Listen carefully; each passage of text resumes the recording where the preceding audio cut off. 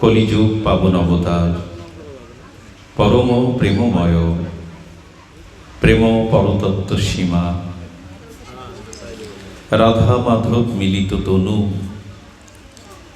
পরম করুণা বরুণালয়, কলিযুগ জীবের একমাত্র আশ্রয় গতি, স্বভজন বিভজন সর্বপ্রয়োজন অবতার সার শিরোমণি শ্রী শ্রী শচীনন্দন নদিয়া বিহারী গৌরহরি, পরম পাবন পতিতোদ্ধারণ পতিততারণ, দয়াল নিতাই চাঁদের মহানুকম্পায়, রাধা মাধবীর অহৈতুকী করুণায়, বঙ্গবসুন্ধরার স্থানটার কি নাম? উদারকান্দি বাদিক সুধারকান্দি বাজিতপুরস্থ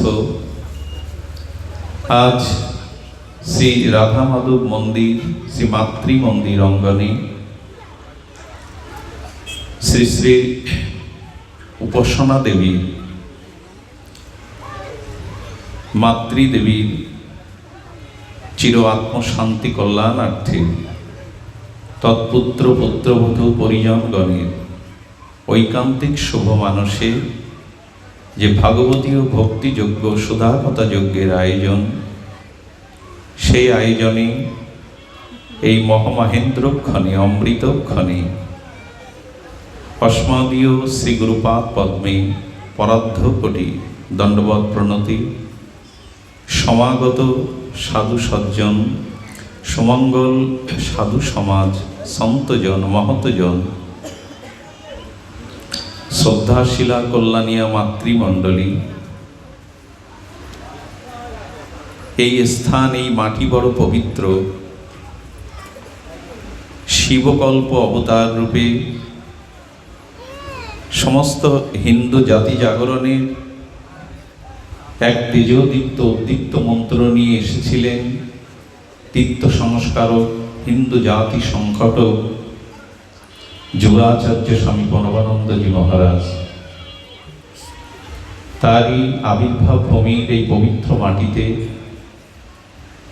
এই বৈকালিক সময়ে হরিকথা যজ্ঞে আপনাদের সকলের চরণে সশ্রদ্ধ দণ্ডবৎ প্রণতি। দেখুন, বলছেন বিষ্ণু ভক্তি বিহীনাং স্মাত্ত শ্রৌত যা ক্রিয়া, ভগবৎ ভক্তিবিহীন শ্রুতি স্মৃতি ক্রিয়াজনিত সমস্ত সম্বন্ধ, আর যদি ভক্তি বঞ্চিত হয়, ভক্তি বর্জক হয়, সেটি বৃথা হয়ে যায়। ভক্তিবিহীন শ্রুতি স্মৃতি যা কিছু ক্রিয়াকর্ম যদি ভক্তি বর্জিত হয়, তো সেটা ব্যর্থ হয়, বৃথা হয়। কারণ ভগবান ভক্তিবশ পুরুষ, সচ্চিদানন্দ ভগবান অন্য কিছুর দ্বারা বশীভূত হন না, একমাত্র ভক্তিরই বশ তিনি, ভক্তিবশ পুরুষ। ভক্তি ছাড়া ভগবানকে অন্য কিছু দিয়ে প্রসন্ন করা যাবে না। এই জন্য ভাগবত বলেছেন ভক্তি চায়। দেখুন, শাস্ত্র বলেছে ভক্তি কারো হৃদয়ে যদি প্রবর্তিত হয়, কারো হৃদয়ে যদি মহতের কৃপায় কিঞ্চিত শুদ্ধ ভক্তির উদয় হয়, সেই ভক্তির দ্বারা তার জ্ঞান বৈরাগ্য স্বাভাবিকভাবে অনায়াসে চলে আসে। কিন্তু এমন নয় যে জ্ঞান থাকলে আর কর্ম থাকলে আপনি ভক্তি পেয়ে যাবেন।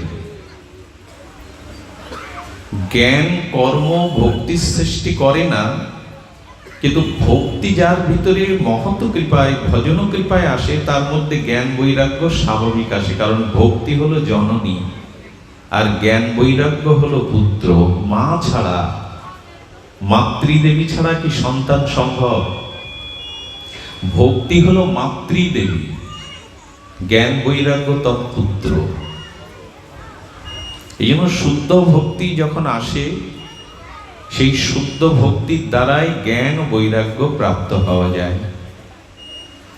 বিশুদ্ধ জ্ঞানের দ্বারা ভক্তি আনায়ন হয় বটে, কর্মের দ্বারাও জ্ঞান হয় বটে, তবে সেটি বিলম্বিত হয়। সহজ সাধন হল শ্রী ভগবানের নিষ্কামা কেবলা ভক্তি।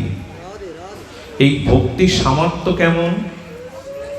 দেখুন, ছিল সুখদেব গোস্বামী মহারাজ পরীক্ষিতকে পাপের কথা শোনালেন, পাপের দ্বারা যে অনন্ত নরক ভোগ সেটি জানালেন।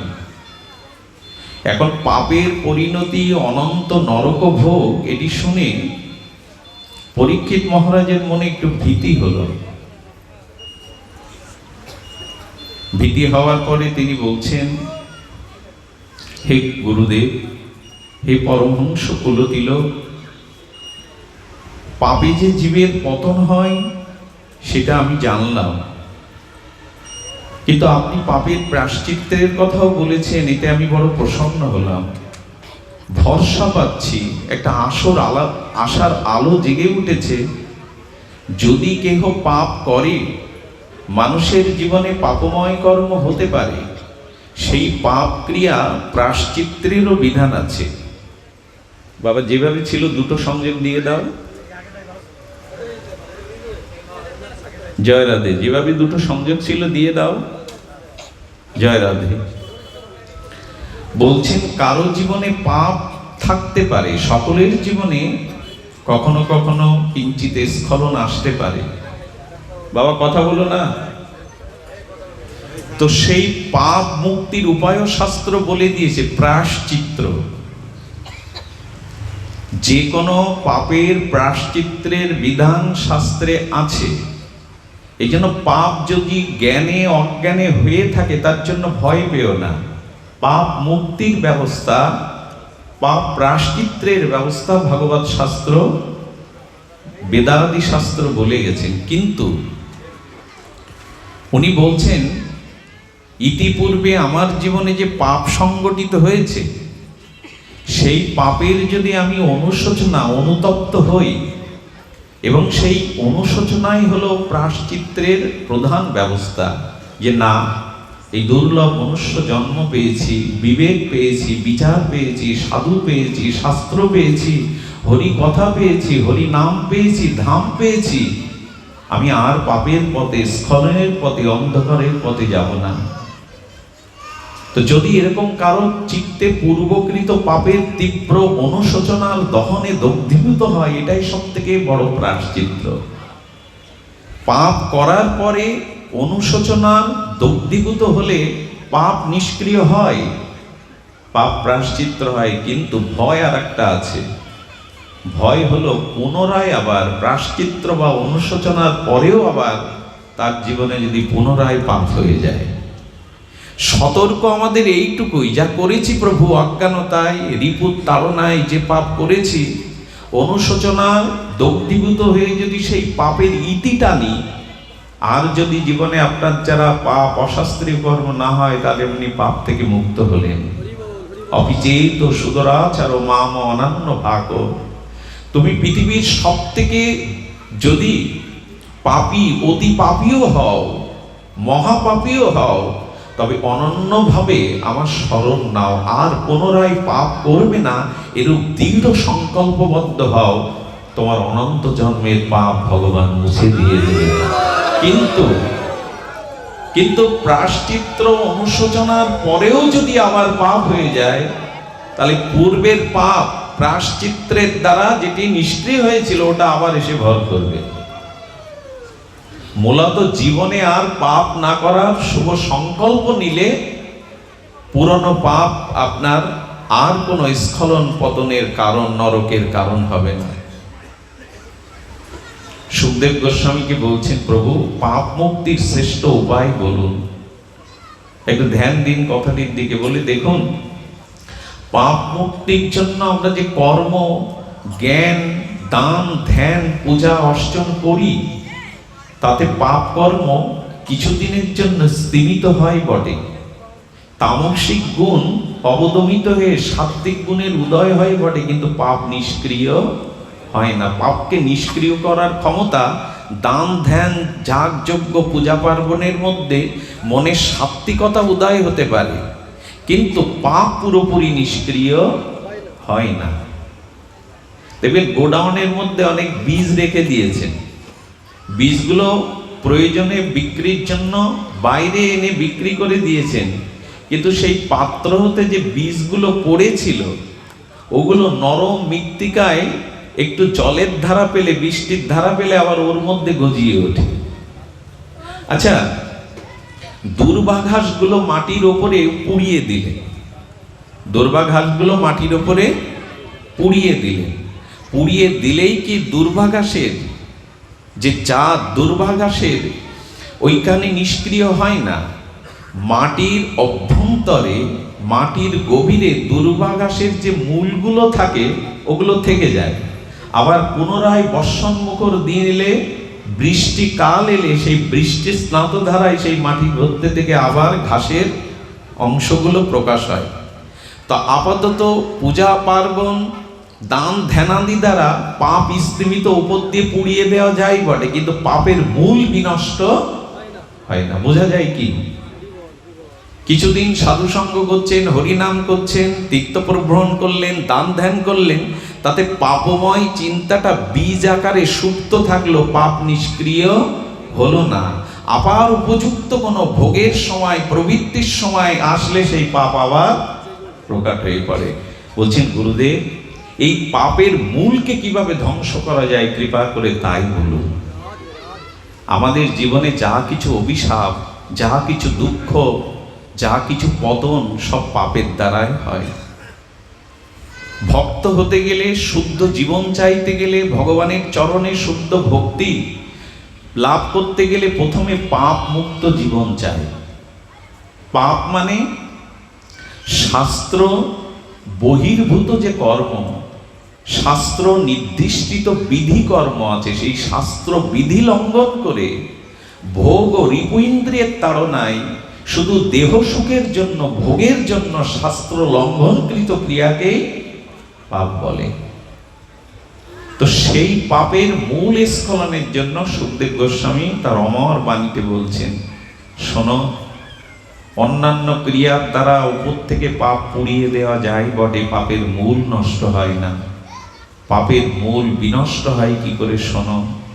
কোনো জীব যখন সাধু সঙ্গ মহৎ কৃপা লাভ করে শাস্ত্রের বাণীর মর্মাত্ম উপলব্ধি সাধুমুখে শ্রবণ করে উপলব্ধি করে, আর সেই সাধু সঙ্গে মহৎ কৃপায় শাস্ত্র বাণীর দিব্য আলোকে যখন সে সাধুমুখে হরিকথার হরি নাম নিতে থাকে, এই হরিকথা হরিনাম যত কর্ণ দিয়ে তার হৃদয়ে প্রবেশ করে, তার হৃদয়ের অনন্ত জন্মের পাপের মূলগুলো হরিকথা হরিনামের দ্বারা মাত্র বিনষ্ট হয়। এই কলিযুগে একমাত্র হরিনাম আর হরিকথার দ্বারা পাপের মূল বিনষ্ট হয়। এছাড়া অন্যান্য কর্ম করলে পাপ চাপা থাকে বটে, পাপের মূল নিষ্ক্রিয় হয় না। দেখুন, জীব গোস্বামী একটা অদ্ভুত কথা বলেছেন।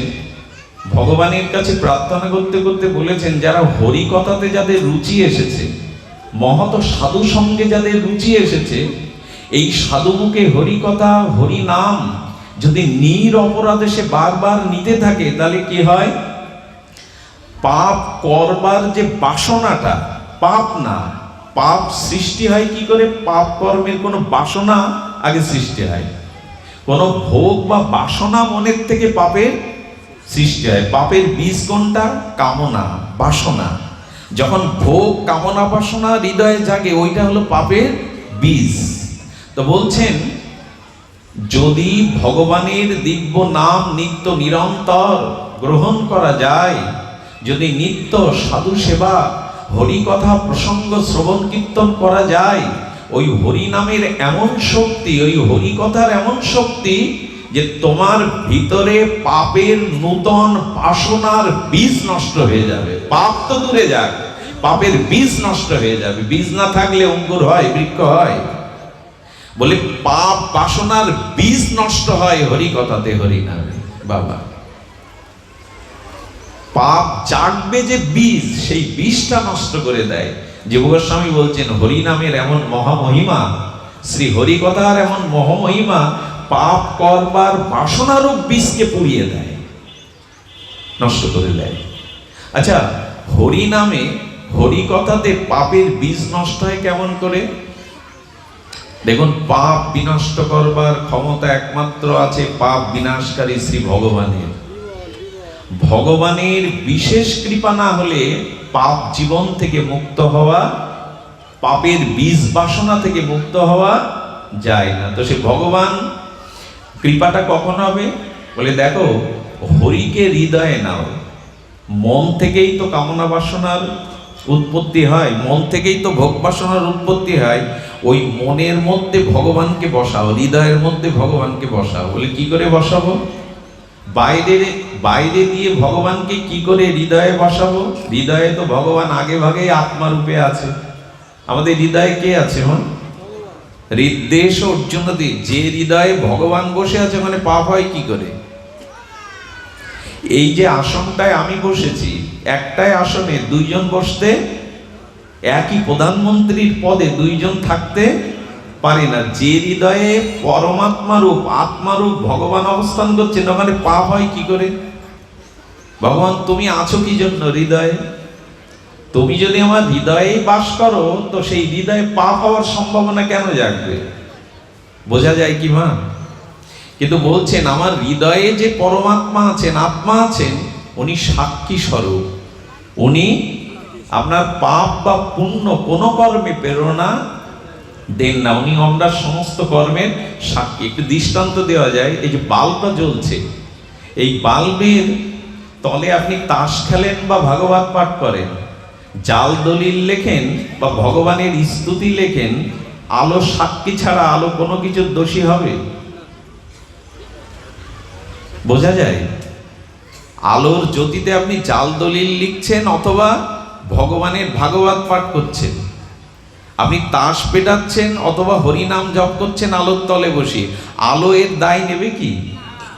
পাপ বা পুণ্য কোনো দায় নেবে না, কারণ আলো এখানে সাক্ষী স্বরূপ। সূর্যের আলোতে দিবাভাগে কেউ পাপ করছে, কেউ ভগবানের কর্ম করছে, তো সূর্যের দায়ভার কি? সূর্যের দায়ভার না। হৃদয়ে যে আত্মা আছেন উনি সাক্ষী স্বরূপ। উনি পাপ কর্মেও আমাকে প্রেরণা দেন না, পুণ্য কর্মেও আমাকে প্রেরণা দেন না, উনি সাক্ষী স্বরূপ আছেন। এই জন্য অনেকেই প্রশ্ন তোলে, যে হৃদয়ে ভগবান আছে, ভগবানের ইচ্ছা ছাড়া একটা গাছের পাতাও পড়ে না, তাহলে আমার পাপ কর্ম ভগবান করাচ্ছেন ভেতরে থেকে। খুব সহজভাবে এরকম অনেকেই মেনে নেয়। বোঝা যায় কি? ভগবানের ইচ্ছা ব্যতীত একটা গাছের পাতাও নড়ে না, আমরা মাঝে মাঝে বলি। তাহলে আমার হৃদয়ে ভগবান থেকে যে পাপ কর্মাদি হচ্ছে, তার দায় ভগবানের। তিনি যদি না থাকতেন তাহলে তো আমার চেতনা থাকতো না, পাপ হতো না। এভাবে শাস্ত্রের অর্থগুলো নিজের সুবিধা মতো অর্থ করলে ভুল হয়ে যাবে। আত্মা রূপে যিনি আছেন ভেতরে, উনি সাক্ষী। আসলে বাইরে থেকে ভগবানকে ভেতরে প্রবেশ করাতে হবে। যিনি সাক্ষী নন, যিনি স্বয়ং ভগবান রূপে আমার ভেতরে প্রবেশ করবেন। আচ্ছা, আজকে এই ব্যাসাসনটা কেন হয়েছে? ভক্তি দেবীকে কেন স্থাপন করা হয়েছে?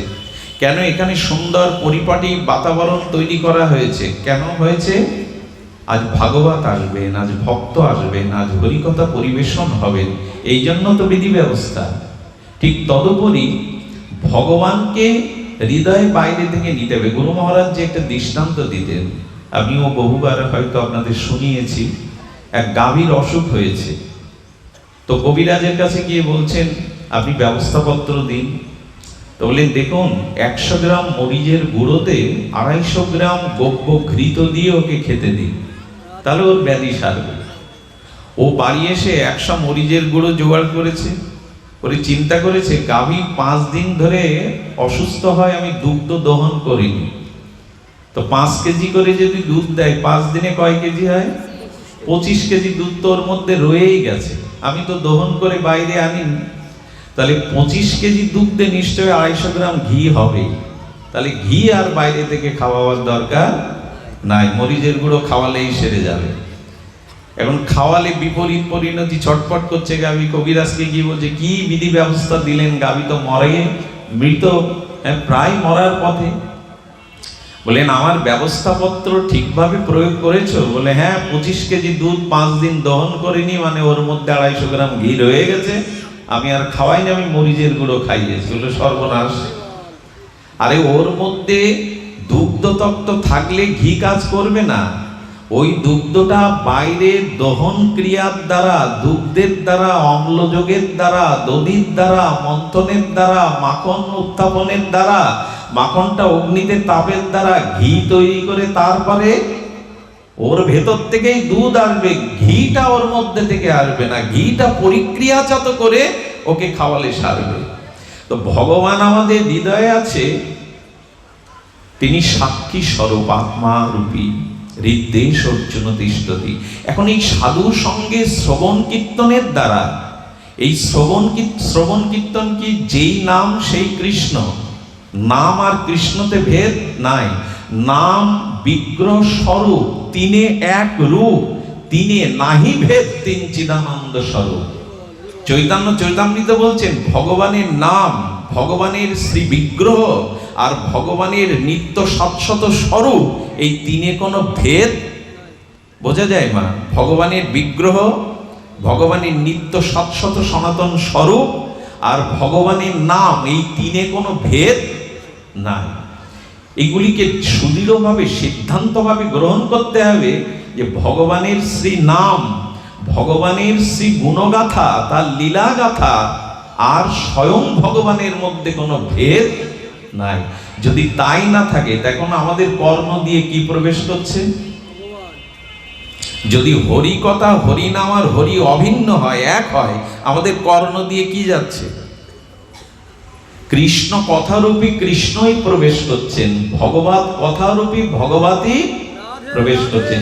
ছিল সুখদেব গোস্বামী বলছেন, যদি কোনো মহত নিষ্কিঞ্চন ভজনানন্দী শুদ্ধ চরিত্র সাধুর মুখনির্গলিত হরিকথা হরিনাম কর্ণ দিয়ে হৃদয়ে প্রবেশ করে, তবে জানবে নাম রূপী কৃষ্ণ, হরি কথা রূপী কৃষ্ণ তোমার কর্ণ দুয়ার দিয়ে হৃদয়ে গেল, হৃদয়ে প্রবেশ করলো। আর ভগবান এই হরি কথারূপী যে হৃদয়ে প্রবেশ করলো, কি করে কি করলেন? সিন্নান্ত সকতা কৃষ্ণপূর্ণ শ্রবণ কীর্তন হৃদয়স্থ অভদ্রাণি বিধুনতি সুহৃদ শতাম। দেখুন, ভগবানের অশেষ বিশেষ কৃপার দ্বারাই কেবল জীবের পাপ রূপ বাসনা এইটা নিষ্ক্রিয় হয়ে যায়, তার পাপ করবার বাসনার বিষটা বিনষ্ট হয়ে যায় ভগবানের বিশেষ কৃপা। আর সেই কৃপা কখন হয় না, কথারূপী নাম রূপে ভগবান যখন হৃদয়ে প্রবেশ করে, তাহলে হৃদয়ে যে আত্মা আছেন ভগবানের, চিৎকন মামই মাংস জীবলোক জীবভূত সনাতন, সেই ভগবানের শাশ্বত চিরন্তন অংশ চিৎকন আত্মা আমার ভেতরে আছে সাক্ষী স্বরূপ। আর বাইরে শ্রী গুরু কৃপা, বৈষ্ণব কৃপা, মহৎ সৎসঙ্গের কৃপার দ্বারা সেই মহৎ নির্গুলিত ভজনানন্দী নির্মল শুদ্ধ চরিত্র সাধুর মুখে হরিকথা হরিনাম শাস্ত্র গুণগাথা কর্ণ দিয়ে ভিতরে প্রবেশ করে ভগবান সেই হৃদয়ের যত পাপ বাসনা, অনন্ত জন্মের দুর্বাসনা ভগবান কৃপাতেই নষ্ট হয়। ভগবানের কৃপাতেই পাপ বীজ নষ্ট হবে, বাসনা। আমার নিজ চেষ্টায়, আমার চেষ্টা শুধু এইটুকু, সাধুর সঙ্গে হরিকথা ভজন গ্রহণ করা। রিপুজয় আমার আমি চাইলেই রিপুজয় হবে না। আমি যতই শিক্ষিত হই, জ্ঞানী হই, আমি যদি শাস্ত্রের মর্মার্থ বুৎপত্তিগত অর্থগুলো ঠোঁটস্থ করি, মুখস্থ করি, সমস্ত শাস্ত্রে যদি পাণ্ডিত্য থাকে, তবু রিপুজয় হবে না, পাপ বীজ বিনাশ হবে না, ভগবানের বিশেষ কৃপা না হলে। অনেক জ্ঞানী, অনেক ঋষিমণি, এমনকি দেবরাজ ইন্দ্র, পুরাণ চরিত্রে দেখা যায় মাঝে মাঝে স্খলন হয়েছে তাদের, মাঝে মাঝে তাদের স্খলন হয়েছে। নিবেদন করব সাধু সঙ্গ চাই, সাধু সঙ্গে হরিকথা হরিনাম চাই। একটা জিনিস বলি আপনাদের, একটু অনুরোধ করি, অনুরোধটা হলো সব বিষয়ে সৎ শব্দটা যুক্ত আছে, দেখবেন সৎ গুরু, সৎ নাম, সৎ সঙ্গ। এই সৎ শব্দটা কেন? যতদিন না শুদ্ধ সৎসঙ্গ না হচ্ছে, সাধু সঙ্গ, সৎগুরুর কৃপা না হচ্ছে, ততদিন আপনার ভেতরে যে চেতনাটা, সেই চেতনা জাগতে পারে না। একমাত্র সৎ গুরু, সৎ সাধু, সৎ হরিকথা, সৎ ভগবানের দিব্য নাম, এগুলির সংস্রবে যখন আপনি যাবেন, তখনই আপনার চেতনা জাগবে। এর আগে কত কাল, কতদিন তো হরিকথা শুনছি, হরিনাম করছি, তীর্থ প্রবহন করছি, পাপ দূরীভূত, পাপের বীজ বাসনা যাচ্ছে না। এই জন্য ছিল সুখদেব গোস্বামী বললেন, ভগবানের বিশেষ কৃপা যবে হবে, তখনই এই রিপু ইন্দ্রিয় জয় হবে, তখনই তোমার প্রকৃত আত্মজ্ঞানের উদয় হবে, তখনই তোমার এই দেহাবেশ ছেড়ে তোমার আমাদের আসলে লক্ষ্যটা কি জানেন? হ্যাঁ, এক ডাক্তারের কাছে গিয়ে বলছে, ডাক্তারবাবু আমার ওয়েট তো বেশি, ওজন বেশি, স্থূল হয়ে যাচ্ছে, এটা রোগের কারণ, তা আমি কি প্রতি মাসে একবার ওজন মাপবো? অনেকেই দেখবেন আমার ওজন মাপে 15 দিন অন্তর বাড়লো কিনা। তো বলছেন কি, আপনি প্রতি মাসে ওজন না মেপে, ওজন না দেখে ভোজন দেখেন। ওজন না দেখে কতটা ওয়েট প্রতি মাসে 15 দিন না মেপে আপনি ভোজন দেখেন, কতটা খাচ্ছেন এটা দেখেন, বোঝা যায় মা? ওজন দেখে কি করবো যদি ভোজন নিয়ন্ত্রিত না হয়? তো যতদিন সৎগুরু, সৎ নাম, সৎ কৃপা, সৎ সাধু সঙ্গ না হবে, ততদিন ভিতরের আত্মচেতনা, সুপ্ত চেতনাবোধ জাগতে পারে না। রিপীন্দ্র মুখের কথায় জয় হয় না।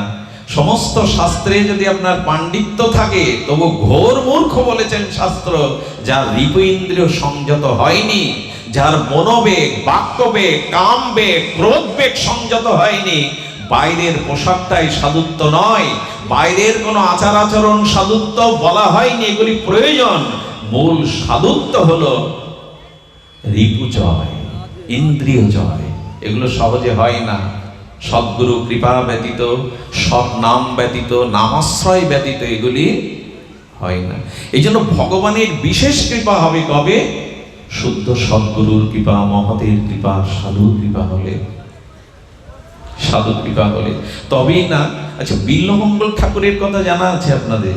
সেই চিন্তামণি বিল্বমঙ্গল, যিনি কৃষ্ণ কর্ণামৃত নামক এক অপূর্ব রসগ্রন্থ সৃষ্টি করে গেছেন। শ্রীমান মহাপ্রভু পর্যন্ত শ্রীকৃষ্ণ কর্ণামৃত গম্ভীরায় আস্বাদন করতেন। এটা যুগল ভজনের বড় পরিপাটি রসশাস্ত্র। তো বিল্বমঙ্গল ঠাকুরের পূর্ব জীবনে যতটুকু জেনেছি শাস্ত্র থেকে, দেখুন দরকার হলো এই যে সৎসঙ্গ, সাধুসঙ্গ, মহৎ সেবা। নিজে যতদিন মহৎ শ্রীগুরু, শ্রী বৈষ্ণব, সাধুর সেবা না করবেন, ততদিন আপনার রিপুজয় হবে না, আধ্যাত্মিক জ্ঞানের উদয় হবে না। শাস্ত্র ঠোঁটস্থ করে, মুখস্থ করে, এরকম ঘন্টার পর ঘন্টা শব্দ বিন্যস্ত করে মানুষকে বসিয়ে রাখার ক্ষমতা, এটা ভজন সাধনের মধ্যে পড়ে না। ভজন সাধন হলো যেদিন রিপু জয় হবে, যেদিন ইন্দ্রিয় সংযত হবে, যেদিন আপনার স্বরূপ স্মৃতি জাগবে। সেটা কবে জাগবে? ওই বারবার এক কথা ধ্বনিত হচ্ছে, গুরু কৃপাহি কেবলম, গুরু কৃপাহি মূলম। শুধু গুরু কৃপাহি কেবলম না, গুরু কৃপা মূল। শ্রী গুরু কৃপা হলো মূল। তবে শুনুন, বিল্বমঙ্গল ঠাকুর সাধু সেবা চায়, গুরু সেবা চায়, বৈষ্ণব সেবা এছাড়া কারো নিস্তার কখনো হয়নি। শুনুন, ঠাকুর বিল্বমঙ্গল পূর্ব জীবনে ছিলেন, জয় রাধে, একজন ব্রাহ্মণ সন্ন্যাসী। কি ছিলেন? ব্রাহ্মণ সন্ন্যাসী। তার মূল কাজ কি ছিল জানেন?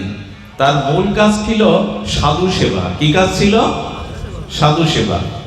তো সন্ন্যাসী ব্রাহ্মণ শরীর নিয়ে জগতে এসেছিলেন, ত্যাগ বৈরাগ্যও ছিল, কিন্তু বৈষ্ণব সেবার প্রচন্ড অভিলাষ ছিল। সেবা করতে করতে নিজের যা সহায় সম্পত্তি সব দিয়ে দিয়েছেন গুরু সেবায়, বৈষ্ণব সেবায়। ওই দেশের যে রাজা, খুব ধ্যান দিয়ে শুনতে অনুরোধ করছি, ওই দেশের যে রাজা তৎকালীন সময়ে, এটা কেন্দ্রবিল্লু গ্রাম সম্ভবত, তো ওখানে সেই রাজকন্যা মারা গেল। সেই অনুরা রাজকন্যা মারা গেলে রাজকন্যার সমস্ত অঙ্গে ভালো অলংকার পরতেন উনি, রাজকন্যা তো। মেয়ে রাজকন্যা মারা যাওয়ার পরে স্নেহবৎসল রাজা তাকে সমাধি দিয়েছিলেন, তার অলংকারগুলো খুলে নেননি।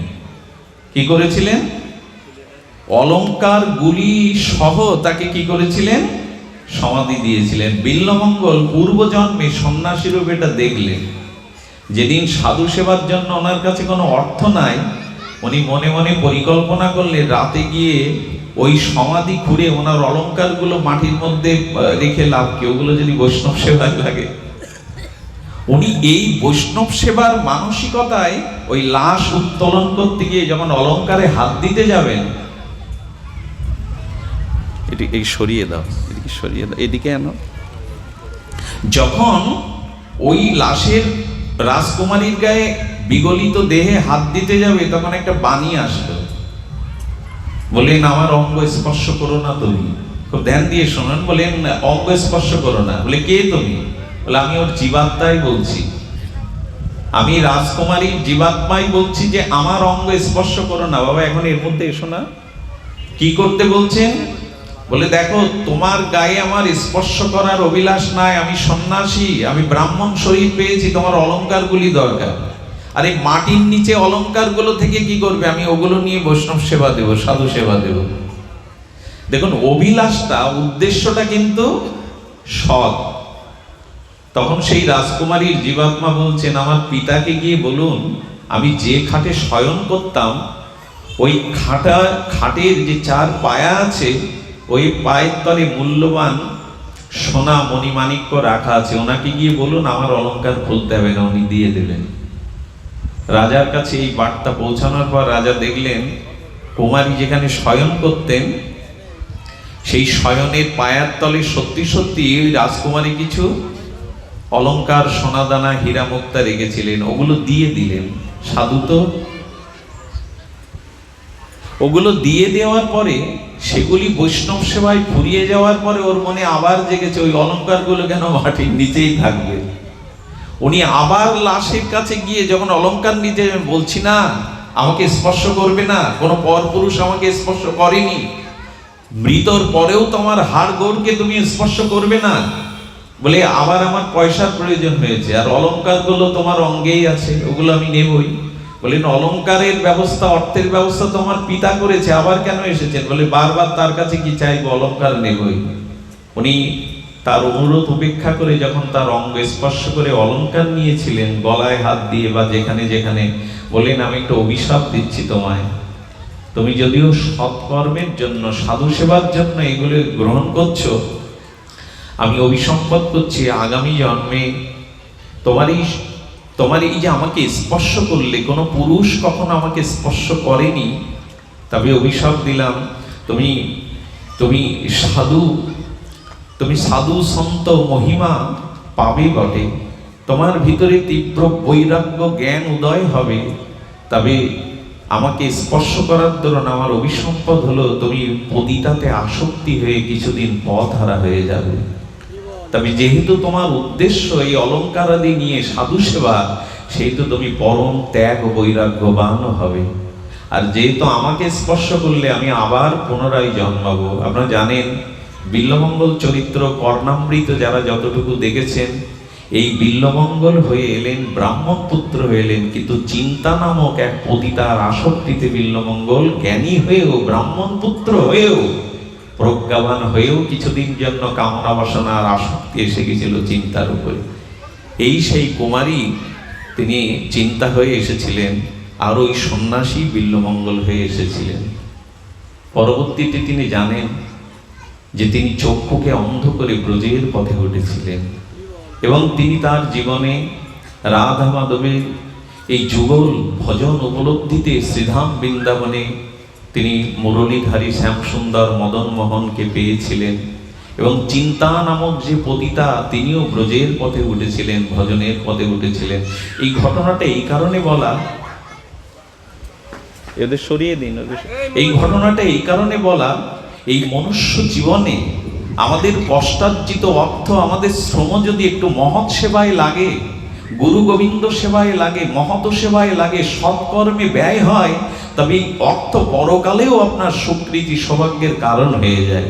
শুধু অর্থ সম্পদ ধন সম্পত্তি যদি নিজের স্ত্রী পুত্র পরিজন ভোগেই কাজে লাগে, কোনো মহৎ সেবায়, কোনো মহৎ কর্মে, কোনো মহৎ সেবা মহৎ কর্মে অর্থ বিনিয়োগ না হয়, তবে আমাদের পূর্ব সংস্কার জন্মায় না।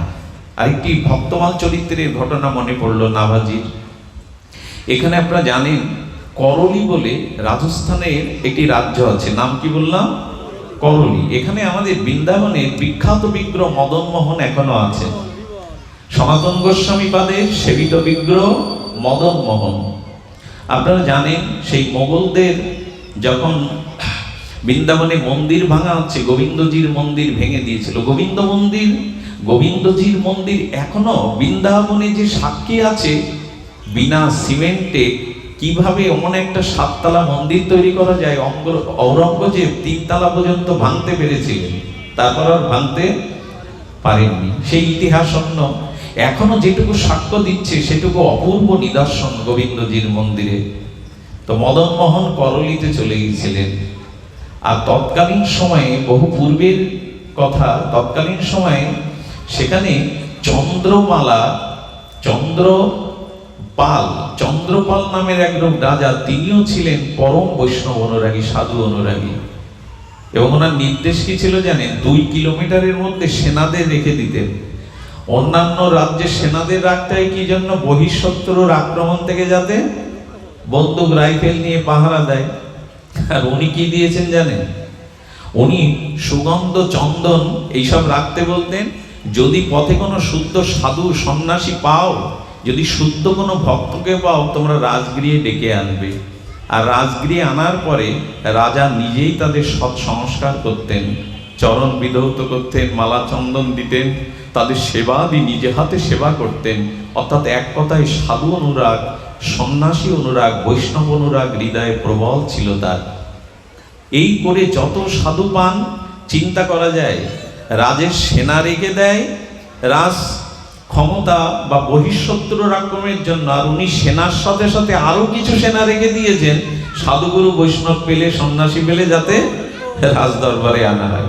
চন্দ্রপাল ভক্তমাল চরিত্রটা দেখে নেবেন, চোখ বুলিয়ে নেবেন। বড় অভূতপূর্ব লাগে যে সাধু সেবা, গুরু সেবার মহিমা কি। যতদিন কোনো মহতের সেবা নিজ দ্বারা না হচ্ছে, ততদিন রিপু সংযম হবে না, আত্মজ্ঞান হবে না। আমরা সেবা নিতে শিখেছি অনেকেই, সেবা দিতে শিখিনি। মহৎ সেবার দ্বারাই কেবল আমাদের শুদ্ধ জ্ঞান হয়, ভক্তি হয়। তো চন্দ্রপাল রাজা কি করেছেন? ওই করতে করতে তিনি যারাই আসেন তাদেরকে ওইভাবে সেবা দেন, প্রণাম স্তুতি করেন, আহারাদি প্রদান করে তাকে উপহারাদি দিয়ে প্রসন্ন চিত্তে তাকে বিদায় দেন। পাশের এক রাজ্যের রাজা এটা কটাক্ষ করে। আরে রাজা হয়ে লোকের পা ধোয়, মালা চন্দন পরায়, সেবা করে, আবার সেনাদের রেখে দিয়েছে ধরে ধরে নিয়ে যাওয়া। তো তিনি হঠাৎ করে বলছেন একজন দুষ্টু লোককে, চালাক লোককে, কূটবুদ্ধি সম্পন্ন লোককে ডেকে বলেন, এই তুমি একটু তিলক মালা নিয়ে যাও তো এই রাজ্যে, দেখি কি করে তোমায়, যাও আমি একটু পরীক্ষা করব। তো উনি তিলক মালা বাইরের কপট ভাবে নিয়েছেন, দুষ্ট বুদ্ধিতে নিয়েছেন। ওনাকে যখন নিয়ে যাওয়া হয়েছে, তখন রাজার সামনে গেলে দেখুন, এরা বোকা না, যারা সেবা করে, সাধু সঙ্গ করে, সরল হতে পারে, কিন্তু এরা বোকা না। দেখেই বুঝে ফেলেছেন ইনি কপট বেশ ধারণ করে এসেছেন, কিন্তু উনি ওনার কর্তব্য পালন করছেন। চরণ ধৌত করলেন, তাকে উপযুক্ত সেবা দিয়ে দিলেন। আর উনি যখন তাদের প্রণামী দিতেন, তখন রাজকোষের অর্থ সামনে রাখতেন, কৃপা করে আপনি এর থেকে গ্রহণ করুন। তো অনেকেই তো ওভাবে নিত না, কিন্তু যেই বলেছে ও বেশি বেশি তুলে নিয়েছে। কারণ ওর উদ্দেশ্য তো ওকে পরীক্ষা করতে আসা, রাজা পাঠিয়েছেন। অনেকগুলো অর্থ বৃত্ত এগুলো নিয়ে যখন করে যাওয়ার সময় বলছেন, আমি নিজে একটা উপহার কাউকে এভাবে দেইনি, আপনাকে দিচ্ছি, এটা নিয়ে যান, আপনার রাজাকে, যিনি আপনাকে পাঠিয়েছেন তাকে দিবেন। তো কি করেছেন, একটা ফুটো কড়ি একটা কাপড়ে বেঁধে ওনার কাছে দিয়েছেন, যেটা আপনাকে পাঠিয়েছেন ওনার কাছে দিবেন। ফুটো কড়িটা দেখে বলছেন, এটা কেন তোমাকে অর্থ নিতে দিল, আমাকে এটা দিতে বললো কেন? রাজ পণ্ডিত যিনি ছিলেন তিনি বললেন, আপনি সাধু সেবাকে কটাক্ষ করেছেন, রাজার বৈষ্ণব সেবা, সন্ন্যাসী মহতের সেবাকে কটাক্ষ করেছেন। উনি জানান দিলেন বৈষ্ণব বেশে যিনি গেছেন তিনি তাকে অমর্যাদা করেন নি, তাকে উপযুক্ত সেবা শুশ্রূষা, উপযুক্ত তাকে সেবা করিয়ে তাকে উপঢৌকন দিয়েছেন। কিন্তু আপনি যে অহংকারী মন নিয়ে, অবিশ্বাসী মন নিয়ে তাকে পরীক্ষার জন্য পাঠিয়েছেন, উনি এই ফুটো করি দিয়ে জানালেন অবিশ্বাস থাকলে, সন্দেহ থাকলে, পরীক্ষার ভাব নিয়ে সাধু সঙ্গ করলে ফুটো করিই পাওয়া যায়, আসলে কিছু পাওয়া যায় না। শ্রদ্ধা চাই, বিশ্বাস চাই। এই ঘটনা ওনার হৃদয়কে নাড়া দিয়েছিল। এবং ওই রাজায় একদিন বৈষ্ণব বেশে করলিতে যাওয়ার পরে সেই রাজাকে পেয়েও তিনি সেইভাবেই তাকে সৎকার করেছিলেন, তাকে সেবা করেছিলেন। এখন এই যে রাজা পরীক্ষা করতে গেল, ইনিও তার সেবা, তার সদ্ব্যবহার, তার এই জাতীয় সাধু সেবার প্রতি আনুগত্য দেখে, শ্রদ্ধা বিশ্বাস দেখে ওই রাজারও পরিবর্তন এসেছিল। আমার বলবার উদ্দেশ্য একটাই, সেটি হলো বৈষ্ণব সেবা, সাধু সেবা, মহত সেবা, গুরু সেবা নিজে হাতে না করলে প্রকৃত অর্থে চিত্ত শুদ্ধি হয় না, ইন্দ্রিয় সংযত হয় না। এই জন্য আমরা নিবেদন করব, এখানে বলেছেন দেখুন, সব ওই পুংসং পরধর্ম যত ভক্তির অদক্ষ যে অহিতব্যবহিতা জয়াত্মা সুপ্রসিদ্ধতি। শাস্ত্র বলেছেন যে আমাদের এখানে শব্দটা দিয়েছেন অহিতুক্য অপ্রতিহতা জয়াত্মা সুপ্রসিদ্ধতি। আমাদের চিত্ত সেই দিনই প্রফুল্ল প্রসন্ন হবে যেদিন কোনো হেতু না রেখে, নিজের চাওয়া পাওয়া না রেখে আমরা গুরু সেবা, গোবিন্দ সেবা, ভগবানের সেবা, ভক্ত সেবা করতে পারবো। অহৈতুক্য অব্যবহিতা, নদী যেমন বহু দূর থেকে সমস্ত প্রতিকূলতাকে পেরিয়ে সমুদ্র বক্ষে গিয়ে মিশে যায়, তেমনি ভগবানকে, ভক্তকে, শ্রী গুরুকে, মহৎকে সেবার জন্য কোনো হেতু বাধা মাঝখানে না রেখে অহৈতুক্য সরলভাবে যদি এগুলো করা হয়, তবে সেবাই ধর্ম, সেবার দ্বারাই কেবল চিত্ত সুপ্রসিদ্ধতি হয়। সুপ্রসিদ্ধতি শব্দটা সুপ্রসন্নতা। দেখবেন যে কর্মের দ্বারা মন সংকুচিত হয়, মনে অপ্রসন্নতা আসে, জানবেন সেটা স্খলিত কর্ম, অশাস্ত্রীয় কর্ম। আর যে কর্মের দ্বারা মনে প্রসন্নতা আসে, প্রফুল্লতা আসে, সাত্ত্বিক আনন্দের বিকাশ হয়, জানবেন ওইটাই পূর্ণ কর্ম। ভগবানের সেবার জন্য আমাদের চাই ওই জাতীয় ব্যাকুলতা। আপনাদের মনে আছে রাঘবের ঝালির কথা? আমাদের শ্রীমান মহাপ্রভুর একজন, মহাপ্রভু যখন নবদ্বীপে পাঠদান করতেন, তার এক শিষ্য ছিল, শাস্ত্র পাঠের শিষ্য, এটা রাঘব। ইনার শ্রীপাঠ হলেন, আপনারা যারা গেছেন পানিহাটিতে, পানিহাটির নাম শুনেছেন, সোদপুর পানিহাটি। এই পানিহাটি রাঘব ভবন এখনো স্থাপন আছে।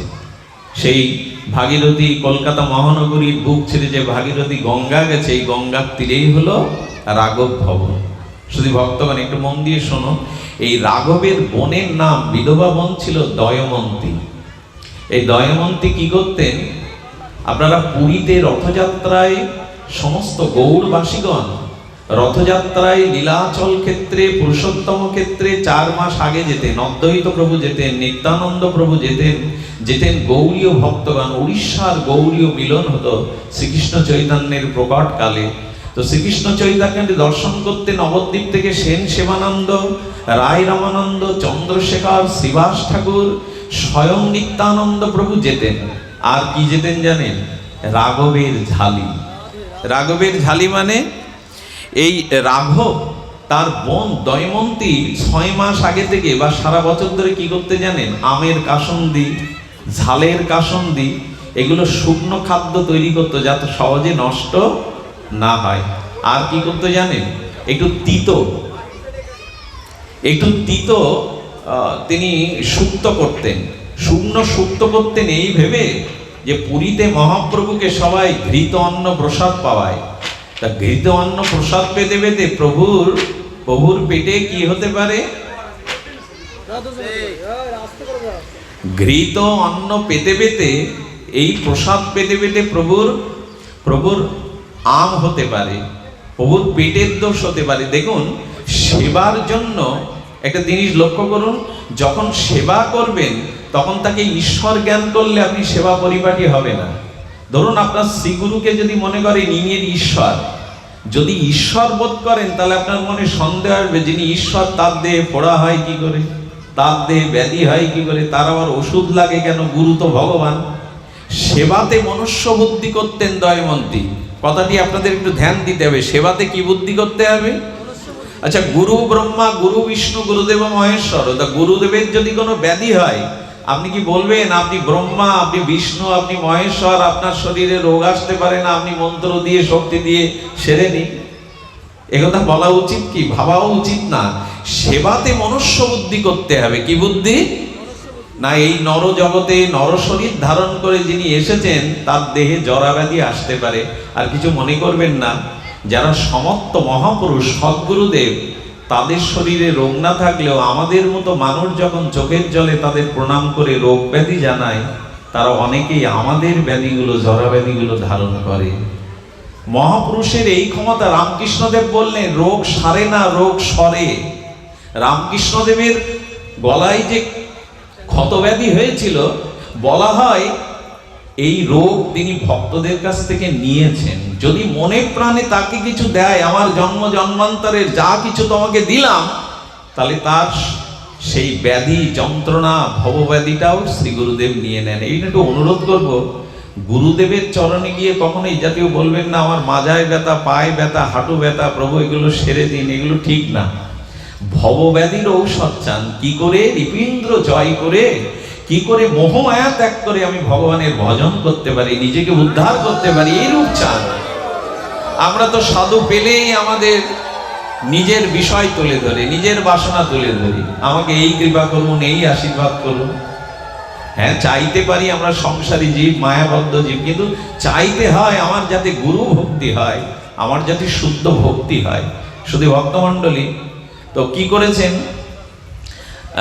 গুরুদেবের যদি মনুষ্য বুদ্ধি করেন ভুল হয়ে যাবে না। গুরুদেব নর শরীর ধারণ করে এই নরলোকে এসেছেন, মরজগতে এসেছেন, তাই তার ব্যাধিতে ওষুধ কানে না দিয়ে যদি মনে করেন উনিও ভগবান, ওনার ওষুধ কি দরকার, তাহলে আর সেবা হবে না। তো দয়মন্তী দেবী মনে করতেন শ্রীমান মহাপ্রভু তিনি ঘৃত পুষ্পান্ন পুরীধামে পান, পাণ্ডারা তাকে ভোগ পাওয়ায় বেশি বেশি, ওনার আমাশা হতে পারে, পেটের ব্যাধি দেখা দিতে পারে, তাই সুক্ত পাঠাতেন। আর কি করতেন জানেন? রাঘব আমাদের এই পশ্চিম বাংলা থেকে 15 দিনের পথ পায়ে হেঁটে ঝালি করে ওগুলো নিয়ে যেতেন। আর যখন দিতেন সেবক গোবিন্দ দাসের কাছে, মহাপ্রভু বারবার বলতেন গোবিন্দ গোবিন্দ, রাঘবের ঝালিতে যে সুক্তা এসেছে ওগুলো দাও তো আমায়। মহাপ্রভু আগে চেয়েছে দয়মন্তীর দেওয়া, দয়মন্তীর মনুষ্য জ্ঞান করতেন। প্রভুকে ওরা পুষ্পন্ন ঘৃত অন্ন পাওয়ায় প্রভুর পেটের ব্যাধি হতে পারে, যদি এই সুক্ত খায়, তিতো খায়, তাহলে প্রভুর পেটের ব্যাধি সারবে। এই মনুষ্য বুদ্ধিতে, সেবা বুদ্ধিতে দয়মন্তী পাঠাতেন। আর সেই ঝালির থেকে চেয়ে চেয়ে নিয়ে মহাপ্রভুটা আস্বাদন করতে গিয়ে চৈতন্য চরিতামৃতে বলেছেন যে পঞ্চামৃতে যে স্বাদ নয়, প্রভুর দয়মন্তীর সেই ঝুলিতে যা যা সেই স্বাদ আগে চেয়ে চেয়ে পেতেন, চেয়ে চেয়ে পেতেন। মনুষ্য বুদ্ধিতে সেবা চাই। দেখুন, আমি বারবার যে কথাটি বলছি, সেবা ছাড়া, মহৎ সেবা ছাড়া, সাধু সেবা ছাড়া, মহতের আনুগত্য নিয়ে জীবন গঠন ছাড়া রিপু ইন্দ্রিয় পাপ বিনাশ হতে পারে না, ভোগ বুদ্ধির বিনাশ হতে পারে না। এই জন্য নিবেদন করব, সেবা পরায়ণ হন। সেবা শুধু নিতে শিখেছি, কিন্তু সেবা দিতে হবে। আমাদের গৌড়ীয় বৈষ্ণবের উদ্দেশ্যে একটা কথা বারবার বলেছে, বৈষ্ণব সেবার মহিমা। বৈষ্ণব সেবার মহিমা, বৈষ্ণব বলতে আমি শুধু সম্প্রদায়ভুক্ত তিলকমালাকে বলছি না, বিষ্ণু থেকে জাত সকলেই বৈষ্ণব। যিনি মুখে একবার হরিনাম নিয়েছেন তিনি বৈষ্ণব। এই জন্য শুধু তিলকমালা বিশেষ সম্প্রদায়কে বৈষ্ণব বলা হচ্ছে না, যিনি বিষ্ণু থেকে জাত, ভগবান থেকে এসেছেন, সকলেই বৈষ্ণব। তাই নিবেদন করব, সেবার মাধ্যমেই আমাদের চিত্ত জয় হবে। এই যে হরিকথা সেবা, এটাও সেবা। হরিকথা সেবা, বৈষ্ণব সেবা, সাধু সঙ্গ, বিশেষ করে শ্রী গুরু সেবা, এই গুরু সেবার মাধ্যমেই আমাদের প্রকৃত রিপু জয়, ইন্দ্রিয় জয়, শাশ্বত আত্মজ্ঞান হয়। তখন এই মোহমায়া জগৎ থেকে, জন্ম মৃত্যু জরা ব্যাধি থেকে চির মুক্তির একটা পথ খুলে যায় সেবার দ্বারা।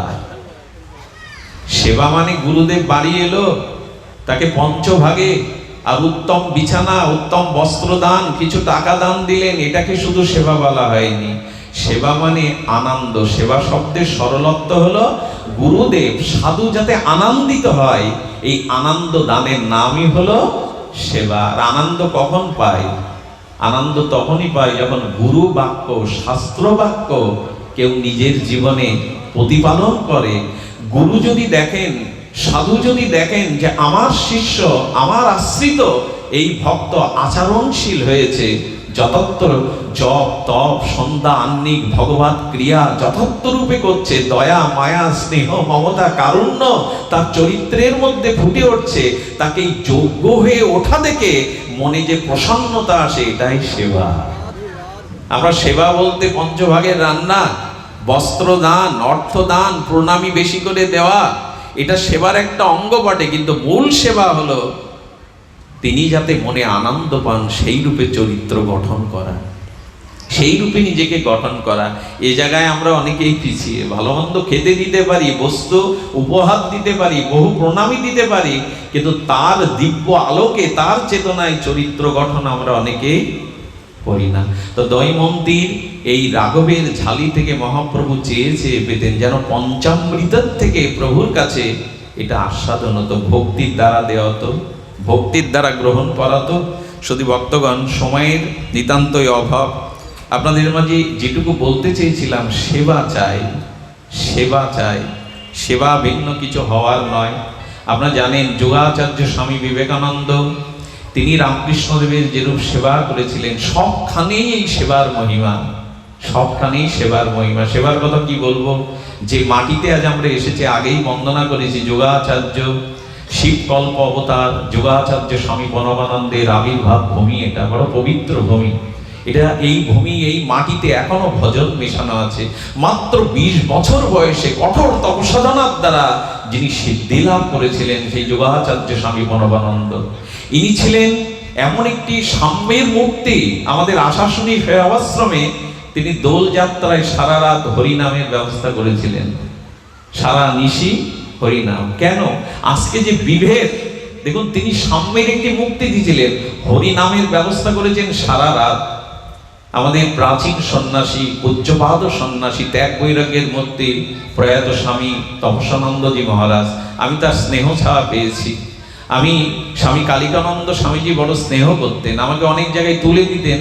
বলতে বলতে, স্বামীজির কথা বলতে বলতে দেখতাম এমন একজন জাতি সংগঠক, এমন একজন হিন্দু জাতি সংগঠক, তীর্থ সংস্কার, একটা সমন্বয়ের মূর্তি, এটা তারই ভূমি।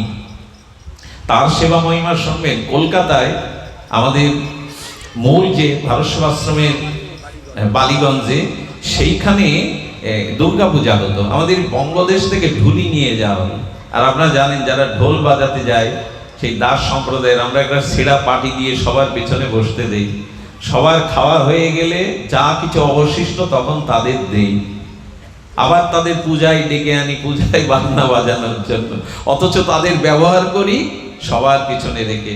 শুনুন, সেই দুর্গাপূজার দিনে যখন তাদের সেবার ব্যবস্থা করা হবে, তখন গুরু মহারাজজিকে গিয়ে বলছেন ওদের কোন পাত্রে কোথায় দেব। স্বামীজি সিংহ গর্জন দিয়ে উঠলেন, কোথায় দেবে মানে, কি দেবে মানে, আরে আমার যে থালা আছে ওটা ঘর থেকে বের করে ওই থালায় দাও। হ্যাঁ, সেবা দেওয়ার জন্য বিভেদ কেন, কোন থালায় কোথায় তাদের বসতে দেবে। স্বামীজি বলেছিলেন, এক সময় গুরু মহারাজজি বলেছিলেন, দেখো ভারত সেবাশ্রম প্রণাম মঠে যদি কখনো অর্থের অভাব হয়, আমি নির্দেশ দিলাম আমার মন্দিরের এক একটা ইট খুলে দিয়ে আত্মমানবতার সেবা করো, মানুষের সেবা করো। বিল্ডিং মন্দির থাকলেই হয় না, সেবা করো। এমন কথাও বলে গেছেন, একটা ইট যদি বিক্রি করে সেবা করতে হয় করো। সব মহামানব, সব সদ্গুরুদেবই সেবার মহিমা বলেছেন। আরে নামাচার্য হরিদাস ঠাকুর চির নির্জানে গেলে মহাপ্রভু নিজে আঁচল পেতে পাশরীদের কাছে ভিক্ষা চেয়েছিলেন। স্বয়ং চৈতন্য মহাপ্রভু আমার হরিদাস দেহ রেখেছে তার মহোৎসব, তোমরা আমায় ভিক্ষা দাও। পুরীতে যারা জগন্নাথের প্রসাদ বিক্রয় করত, সেই পাশরীগণ মহাপ্রভুর আঁচল পাতা দেখে সমস্ত পাত্রগুলো দিয়ে দিতে লাগলেন। ওগো, আমার হরিদাসের সেবা হবে, আমার হরিদাসের বৈষ্ণব সেবা হবে, মহোৎসব হবে। ভগবানও আজ ভক্তের সেবার জন্য আঁচল পেতেছেন। এই সেবার মহিমা চিরকালই। মানুষের সেবা, আত্মমানবতার সেবা, নিষ্পেষিত পীড়িত মানুষের কথা যারা ভাবে না, যাদের এদের দুঃখে যাদের হৃদয় কাঁপে না, তারা কি আর মানুষ? সব ধর্মই, সব মতপথই মানব সেবার কথা উদ্ভট ঘোষণা করেছেন, কুম্ভকণ্ঠে ঘোষণা করেছেন। আমরা সম্প্রদায় বুঝি, এটা আমার সম্প্রদায়, এটা আমার লোক না। যতদিন সকলের মধ্যে ঈশ্বর আছেন এই অনুভূতি না হবে, যতদিন ক্ষুদ্র দৃষ্টিভঙ্গি, উদারতা না হবে, ততদিন প্রকৃত বৈষ্ণব, প্রকৃত সাধু সংজ্ঞায় সংজ্ঞায়িত হতে পারে না। বন্যার জল যখন আসে দেখবেন নদ নদীর খাল বিল নোংরা জল পবিত্র গঙ্গার জল একাকার হয়ে ভাসিয়ে নিয়ে যায়। যেদিন আপনার হৃদয়ের শত উচ্চারিত এই বিস্তার ভাব আসবে, সবাইকে সেবা করবার, সবাইকে বড় ভাববার, সবাইকে সম্মান দেওয়ার, সবাইকে মান্যতা দেওয়ার, সবার দুঃখে দুঃখী হওয়ার এই চিন্তা যেদিন আসবে, সেদিন জানবে আপনি প্রকৃত খাঁটি মানুষ হলেন, প্রকৃত গুরুকরণ সার্থক হলো, প্রকৃত ভগবত অনুষ্ঠানে যাওয়া, প্রকৃত ভজন সাধন সার্থক হলো। এই জন্য মহাপ্রভু পর্যন্ত আজ হরিদাসের সেই পাত্রে ভিক্ষা নিয়ে আজ প্রভু নিজে কি করেছে জানেন? ভক্তদের আসন দিচ্ছেন পেতে পেতে। চৈতন্যদেব নিজেই, আপনি আচারী ধর্মজীবের শিখায় প্রত্যেককে আসন দিচ্ছেন, প্রত্যেকের গলে মালা চন্দন দিচ্ছেন। প্রভু নিজে এক একজনের পাতে না 5 জনের মতো করে প্রসাদ দিচ্ছেন। তার হাতে কি আর কম ওঠে? প্রভু এক একজনের পাত্রে 5 জনের মতো প্রসাদ বিতরণ করছেন। ভক্তরা হাত জোড় করেছে, প্রভু তুমিও তো সারাদিন মুখে কিছু দাওনি, হরিদাসের জন্য তুমি জল পর্যন্ত নাওনি, তার সৎকার করলে। প্রভু তুমি না পেলে আমরা কি করে পাই? প্রভুকে রামানন্দ স্বরূপ দামোদর বসালেন। প্রভু সব ভালো ভালো বস্তুগুলো, খাদ্যগুলো বলছেন ভক্তদের দাও, ওদের দাও, সকলকে দাও। তো এইভাবে মানব সেবার, এভাবে সাধু সেবার, গুরু সেবার আমাদের প্রাণ ব্যাকুল হওয়া চাই। একটা মালা গেঁথে কি ভগবানকে প্রতিদিন দেই? একটু ফুলমালা চন্দন কি শ্রীবিগ্রহে দেই? শ্রী গুরুদেবকে কখনো মনে পড়ে একটা ভালো মালা এনে, একটু ভালো প্রসাদ এনে তাকে নিবেদন করি? এইগুলো করুন। সংসারী জীব আমরা, ঘন্টার পর ঘন্টা হয়তো জপ ধ্যানের সময় পাবো না, কিন্তু দোকানে যান, অফিসে যান, যাওয়ার আগে বিগ্রহকে তো একটা ফুল চন্দন দিয়ে যেতে পারেন, একটা প্রণাম করে যেতে পারেন, শ্রীগুরুকে একটা মালা পরাতে পারেন। এই জন্য নিবেদন করবো, সেবা চাই। সর্ব ইন্দ্রিয় কৃষ্ণ অনুশীলনম ভক্তির উত্তমা। রূপ গোস্বামীবাদ বলেছেন, ইন্দ্রিয় দিয়ে যখন ভক্ত ভগবানের সেবা তৎপর হবে, এরই নাম ভক্তি। ভক্তি মানে পাহাড় প্রমাণ কিছু না। ভক্তি মানে যখন সর্ব ইন্দ্রিয় দিয়ে ভগবানের অনুশীলন হবে। কি শব্দ চয়ন করেছেন রূপ গোস্বামী, সর্বেন্দ্রিয় কৃষ্ণ অনুশীলনম ইতি ভক্তি।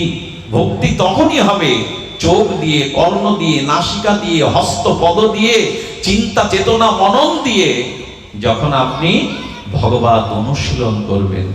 এখানেই শুধু সাধুভাবে থাকবো, এখানেই শুধু সতর্ক হব না, প্রতিটি ব্যবহারে, প্রতিটি ক্রিয়ায় ভগবানের জপ চাই। জপৎ সিদ্ধি, জপৎ সিদ্ধি। আর কিছু না হোক, জিহ্বাটা তো নাড়ানো যায়। মহাপ্রভু বলেছেন, খাইতে শুইতে উঠিতে বসিতে যথা তথা নাম লও। কালাকালের বিচার করে যাননি। এই নামটুকু নিতেও যদি আমাদের অলস্যতা থাকে, কি করে উদ্ধার পাবো বলুন তো? এই জড় জগৎ থেকে, মায়ার জগৎ থেকে, মোহ থেকে। দেহাবেশ যাবে নামে, দেহাবেশ যাবে সেবায়। ছাড়িয়া বৈষ্ণব সেবা নিস্তার পেয়েছে কেবা। সেবা চাই, সর্ব ইন্দ্রিয়কে ভগবত অভিমুখী করা চাই। এটাই ভজন, এটাই ভক্তি, এটাই সাধু সঙ্গের সফলতা। ইন্দ্রগুলি যখন ভগবত সেবায় লাগবে, তবে আমরা অলস। আপনারা জানেন, স্বামীজি মহারাজের একটা আজ বারবার তার কথা মনে পড়ছে, তার লীলা মনে পড়ছে। কাশিতে উনি শুয়ে আছেন, তখন কঠোর শীত।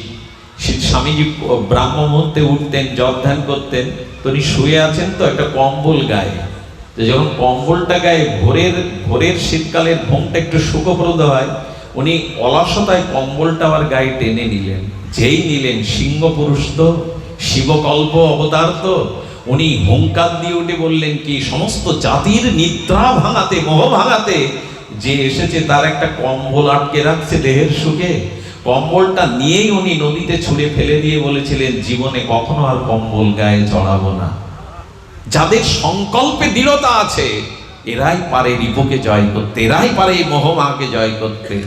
তুষ দিয়ে রান্না করে বাবুকে আর অফিসে পাঠাতে হবে না। তুষ কখন দপ করে জ্বলবে, হাড়ির তলা কখন গরম হবে, জল কখন গরম হবে, চাল সিদ্ধ হবে, তারপর অন্য হবে, দাও দাও করে জ্বালাও, কাঠের আগুনে দাও দাও করে জ্বালাও। যদি নিজেকে উদ্ধার করতে চাও, তেতেলে হচ্ছে হবে না পরে করব, এর দ্বারা হয় না। ওঠো জাগো, উত্তিষ্ঠিত জাগ্রত প্রাপ্য বরানন নিবেদত।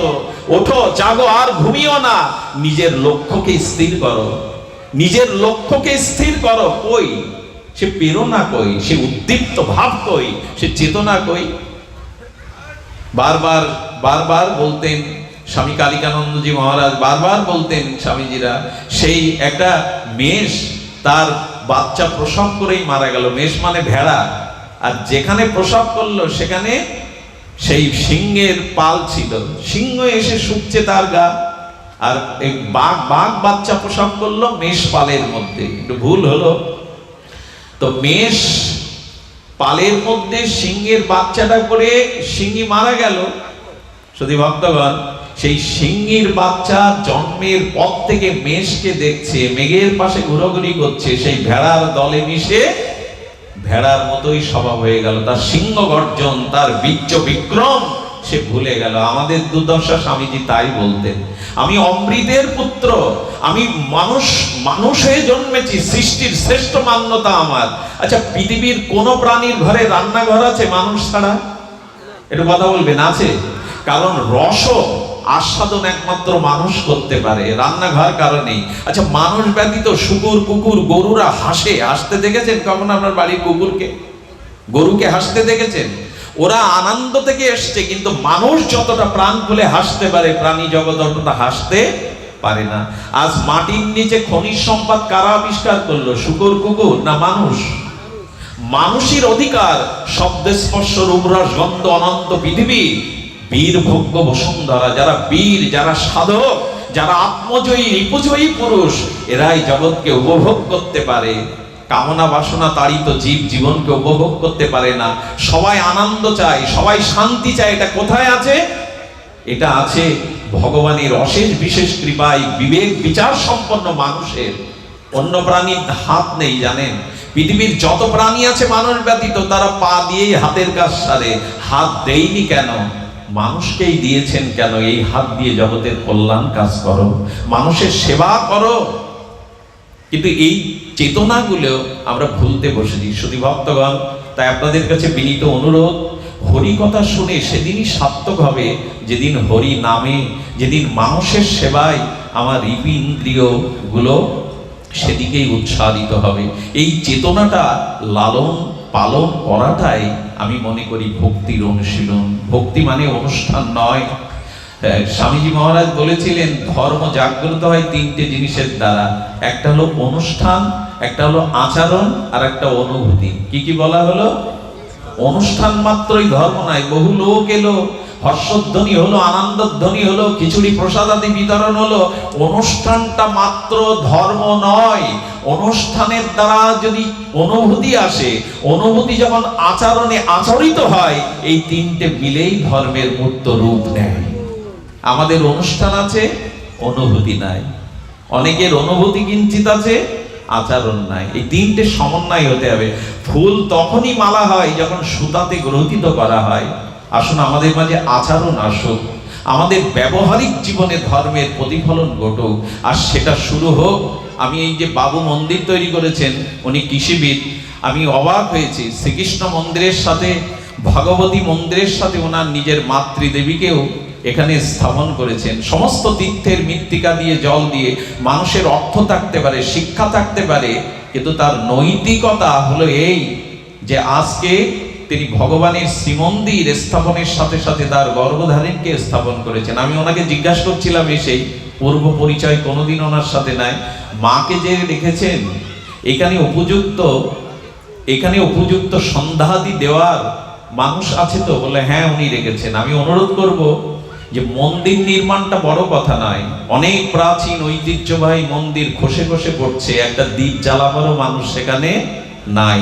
মন্দির নির্মাণ করার আগে প্রয়োজন হলো তার যে বাতাবরণটা পবিত্র করা, অর্থাৎ মন্দিরের একটা এরিয়া আগে নিরাপত্তার জন্য করা। শুধু বিগ্রহ প্রতিষ্ঠা নাই, সেখানে উপযুক্ত সেবা, শাস্ত্র অনুশীলন, ধর্মচর্চা এখানে উচিত। সপ্তাহে একদিন গীতা পাঠের আসর করা, এখানে মঠ আছে, স্বামীজিরা আছেন, তাদের দিয়ে যদি এখানে ছোট ছোট বাচ্চাদের একটু গীতা পাঠ শেখানো হয়, একটু ব্যায়াম শেখানো হয়, শরীরে চরিত্র গঠন শেখানো হয়, এটা উচিত। ওনাকে নিবেদন করব, মন্দির তৈরি করা সহজ, কিন্তু মন্দিরের মর্যাদা রক্ষা করা, তার দ্বারা সমাজ জাতির কল্যাণ করা, এটা বড় কঠিন। মন্দির তৈরি করাটা সহজ, কিন্তু তার প্রকৃত সমাজ জাতি ধর্মের প্রচারের জন্য বিধি ব্যবস্থা থাকতে হবে। শুধু মন্দির নয়, শুধু বিগ্রহ নয়। আজও মা ভবতারিণী দক্ষিণেশ্বরে আছে, কিন্তু মাকে খাওয়ানোর মতো রামকৃষ্ণ দেবের বড় অভাব। আজ মা ভবতারিণী আছে, কিন্তু উচিত হলো না, উপযুক্ত ধর্মীয় প্রচার প্রসার চাই। ওনাকে নিবেদন করব, ওনার মহৎ হৃদয় না থাকলে এগুলি করতেন না, কিন্তু সেই সাথে সাথে প্রচার দরকার। প্রশ্ন এসছে, শুধু ভক্তগণ, আপনাদের কাছে এইটুকু অনুরোধ করব, ওনার জন্য আশীর্বাদ করবেন। মায়ের আশীর্বাদ, পিতার আশীর্বাদ ছাড়া কেউ বড় হতে পারে না। আর চিরদিনের জন্য যেটা বললাম সেটা ভক্তি। এটা কেশব ব্রতের মাস, সামনে তুলসী মঞ্জরি আছে। আপনারা জানেন এটা কেশব ব্রত। যাদের বাড়িতে তুলসী বৃক্ষ আছে, এই মাসে যে কটা দিন বাকি আছে বৈশাখের, একটু জলধারা দিতে হয়। তুলসীকে স্বামীজিও মেনেছেন। গুরু মহারাজ ছোটবেলায় দেখতেন জগৎ জননী মা সারদা দেবী, স্বামীজির মা, বিনোদ সাধুর মা, বিনোদ ব্রহ্মচারীর মা তুলসীকে গলায় কাপড় দিয়ে আরতি দেখাতেন। এটা পূর্বদিনের মায়েদের চিরায়ত একটা সনাতন স্বভাব ছিল, আজ দেখা যায় না। সেই গলায় কাপড় দিয়ে তুলসীকে, তুলসী দলে সেই প্রদীপ, আকাশ প্রদীপ দেখানো, পূর্বপুরুষের আশীর্বাদ প্রার্থনা করা, এই দৃশ্যগুলো এখন খুব চোখে পড়ে না। এগুলো ফিরিয়ে আনা দরকার ছিল, আমরা রাখতে পারিনি। তো সারদা দেবী মা যখন দিচ্ছেন, তখন স্বামীজি চিলেকোটা থেকে তিনি দেখছেন ভোয়া বাড়ি থেকে, যে মা একটা গাছকে প্রদীপ দেয় কেন, এভাবে নিবেদন করে, প্রণাম করে কেন। উনি চিরকাল ছিলেন বাস্তববাদী। পরীক্ষার জন্য ওই চিলেকোটা থেকে থুতু নিক্ষেপ করেছিলেন, দেখি ওর মধ্যে কি আছে। কি বলবো, সঙ্গে সঙ্গে বিষ্ণু জ্যোতি প্রকাট হয়ে গেল। ভগবানের দিব্য জ্যোতি প্রকাট হয়ে স্বামীজি ওখান থেকে পড়ে গিয়েছিলেন। সবাই ভাবলেন বিনোদ বুঝি আর নাই।